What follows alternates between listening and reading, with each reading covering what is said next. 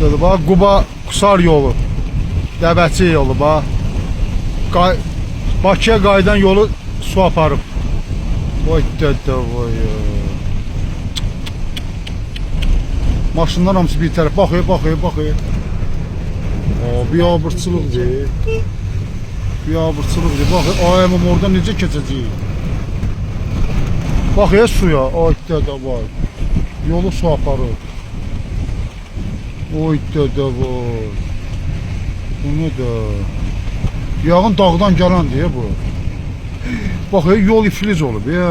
Bu nədir?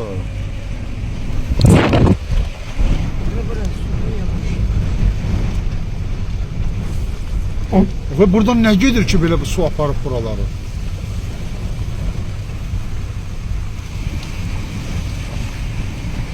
Ay dədə vay ya, bu nədir?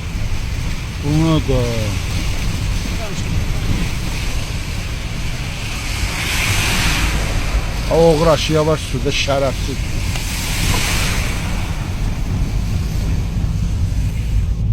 Bu nədir?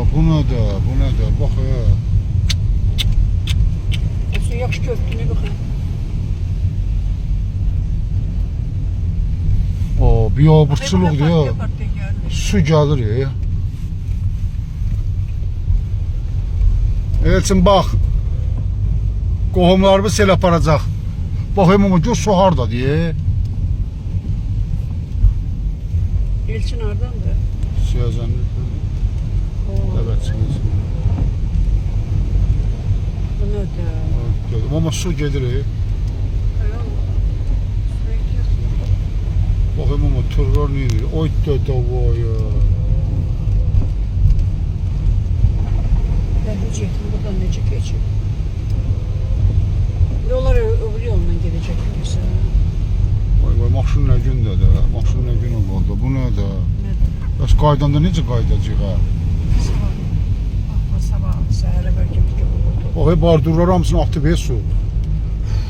Deyirlər ki, su gücü yoxdur. Bayaqdan rəmdə fikirləşim, pozitivlər qaynayacaq. Bu nədir?